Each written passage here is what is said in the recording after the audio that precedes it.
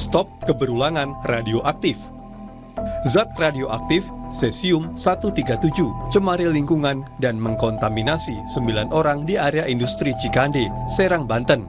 Upaya pemulihan pun berbulan-bulan.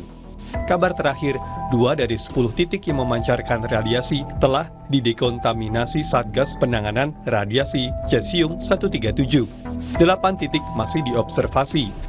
Akses keluar masuk kawasan industri dijaga ketat menggunakan portal monitor radiasi.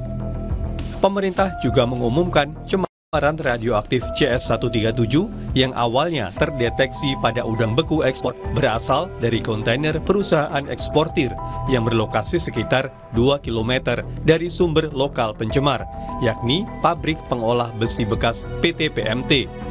Para ahli sedang berencana memindahkan kepingan logam bekas 700 kg dari lokasi pabrik di Cikande. Kontaminan radioaktif CS137 itu disebut-sebut tertransportasi melalui udara alias airborne. Kita apresiasi upaya pemerintah atau Satgas yang menelisik hingga sumber pencemar, juga upaya melokalisasi dan meminimalkan cemaran dan dampaknya kepada manusia.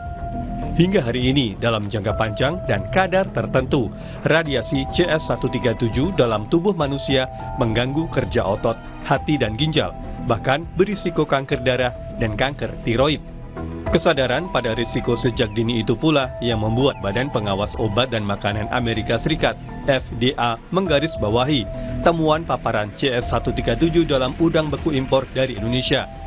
Kadarnya 68,48 beki kilogram plus minus 8,25 beki per kilogram dari ambang bahaya 1.200 beki per kilogram. Memang dari kadarnya jauh di bawah ambang batas, namun kehati-hatian adalah prinsip dan tidak boleh begitu saja dikompromikan, apalagi menyangkut masa depan dan hidup manusia. Kita apresiasi dan hormati prinsip semacam itu. Saat ini temuan ini bukan lagi perihal bagaimana menangani radioaktif di Cikande saja, namun bagaimana peristiwa ini dijadikan sebagai momentum kesadaran tata laksana proses produksi minim risiko.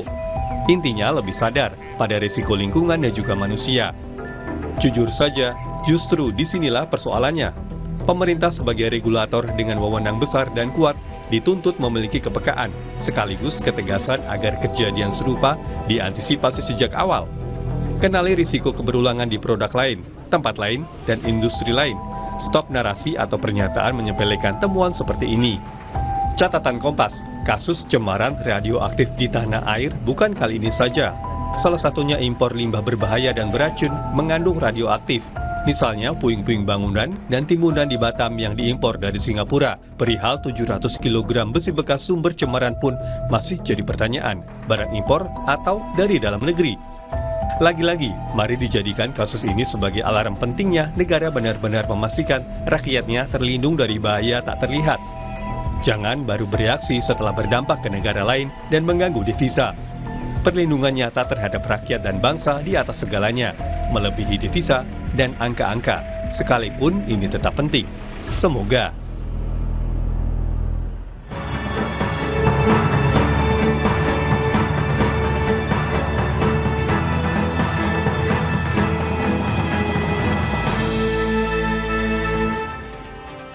Mari kita lihat informasi apa saja di Harian Kompas edisi hari ini, Jumat 3 Oktober 2025. Kita lihat dari foto berita terlebih dahulu. Ini merupakan foto berita terkait dengan sambut HUT TNI. Ini ada 2 kapal perang ya, KRI Sultan Taha Saifuddin dan KRI Kapitan Patimura menembakkan roket saat sailing pass dalam kegiatan Presidential Inspection di Teluk Jakarta pada Kamis kemarin. Kegiatan ini dihadiri Presiden Prabowo Subianto yang ikut naik di KRI Dr. Rajiman Widioningrat. Acara ini digelar untuk menyambut hari ulang tahun ke-80 TNI pada 5 Oktober nanti. Kita lihat lagi sebelah kanan. Saudara, judul besar yang diangkat Harian Kompas, penyerbuan Israel terhadap flotila ke Gaza tuai kecaman. Kapal-kapal pembawa bantuan kemanusiaan ke Gaza kembali dicegat Israel. Langkah Israel itu menuai kecaman dan tak mematahkan semangat para aktivis. Pasukan Komando Angkatan Laut Israel menyerbu kapal-kapal misi kemanusiaan global Sumut Flotilla saat mendekati perairan Gaza pada Rabu kemarin. Semua orang yang ditahan dikabarkan sehat dan akan dideportasi oleh Israel. Kita lihat lagi bagian tengah sebelah kiri, kelayakan bangunan, Menak bangunan Ponpes dievaluasi, saudara. Kementerian Agama bakal evaluasi kelayakan semua bangunan pondok pesantren dan rumah ibadah. Semua ini dilakukan sebagai bagian dari mitigasi agar peristiwa bangunan roboh di pesantren Al-Qazini, Sidoarjo, Jawa Timur tidak terjadi di daerah lain. Kita lihat di halaman 15, saudara, ini dari Papua, tim Freeport kian dekati lokasi pekerja. Di tengah pencarian, tim Freeport Indonesia masih berupaya mengevakuasi 5 pekerja tersisa yang terjebak di akibat longsoran bawah tanah di Garsberg Block Cave di distrik Tembagapura, Kabupaten Mimika, Papua Tengah. Saat ini tim evakuasi berjarak sekitar 80 meter dari titik yang diduga terdapat 5 pekerja yang terjebak. Kita doakan semoga mendapat kabar baik dari pencarian ataupun evakuasi dari jenazah pekerja PT Freeport. Informasi ini dan sorotan lainnya saudara dapat Anda baca di Harian Kompas yang terbit pada hari ini.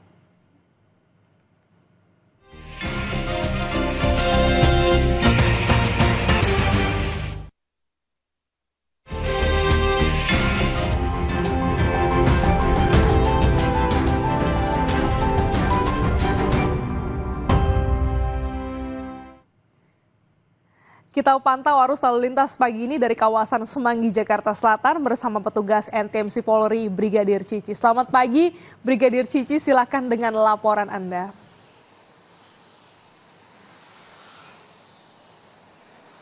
Ya, selamat pagi Glenis dan juga saudara. Mari kita lihat informasi arus lalu lintas pagi hari ini di sekitaran kawasan Semanggi yang mana bisa saudara saksikan bahwa pagi hari ini kondisi arus lalu lintas terpantau yang menggunakan jalur arteri maupun jalur tol dari arah Cawang ataupun arah Pancoran yang nantinya akan lurus menuju ke arah Semanggi ataupun juga yang akan menuju ke arah Senayan, Grogol, juga Tomang, dan yang akan mengambil lajur sebelah kiri untuk menuju ke arah Sudirman pagi hari ini terpantau dalam keadaan relatif lancar, di mana untuk kendaraan-kendaraan yang melintas masih didominasi oleh kendaraan-kendaraan di jalur arteri. Sedangkan jika dilihat untuk jalur arah sebaliknya, hingga saat ini pun juga kendaraan-kendaraan dalam keadaan ramai dan lancar. Terlihat belum terjadi peningkatan arus kendaraan yang cukup melonjak. Namun kami terus menghimbau bagi para pengendara yang melintasi kawasan ini agar tetap menjaga batas laju kecepatan kendaraan Anda. Dikarenakan selain banyaknya aktivitas kendaraan yang melintas, ada pun beberapa aktivitas goes yang dilaksanakan pada jalur sepeda. Untuk itu bagi para pengendara sepeda roda 2, maupun juga kendaraan roda 4 untuk tidak menggunakan jalur sepeda demi memberikan kesempatan bagi para pengguna jalur sepeda untuk melakukan goes di sekitaran kawasan Semanggi sendiri. Dan untuk kendaraan-kendaraan yang melintas dari arah Cawang ataupun arah Pancoran yang nantinya akan turun menuju ke arah Sudirman juga hingga saat ini masih melaju dengan kecepatan yang cukup normal. Kami menghimbau bagi para pengendara agar antisipasi kegiatan masyarakat yang menggunakan jalur ini sebagai tempat lari pagi, dan juga diucapkan terima kasih bagi para pengendara yang sudah mengikuti arahan dan petunjuk dari rekan-rekan kami yang berada di lapangan. Dan dikarenakan kawasan Semanggi dikelilingi oleh pusat perkantoran dan juga pusat perbelanjaan, kami himbau bagi para pengendara agar antisipasi kendaraan yang keluar masuk pada sekitaran kawasan tersebut. Dan saudara, perlu kami informasikan juga bahwa berdasarkan data RSMS Korlantas Polri, angka kecelakaan lalu lintas yang kami terima selama 1 kali 24 jam di seluruh Indonesia, tercatat telah terjadi sebanyak 282 kasus laka lantas, dengan rincian 20 meninggal dunia, 35 luka berat, dan 350 luka ringan. Saudara, dari 282 kasus laka lantas yang masuk pada catatan kami, 78% didominasi oleh kendaraan sepeda motor. Untuk itu dihimbau bagi para kendaraan roda 2 khususnya sepeda motor, baik penumpang maupun pengemudi agar selalu menggunakan helm, utamakan selalu keselamatan diri Anda pribadi tetapi juga keselamatan bersama di jalan. Bagi saudara yang ingin mengupdate terus informasi-informasi terkait arus lalu lintas, kami siap melayani Anda. Saudara dapat menghubungi call center kami di 1500669, juga melalui SMS Center di 9119. Demikian Glenis yang dapat kami laporkan langsung dari lokasi Semanggi, dan silakan kembali ke Anda di studio. Terima kasih Brigadir Cici atas laporan Anda. Selamat bertugas kembali.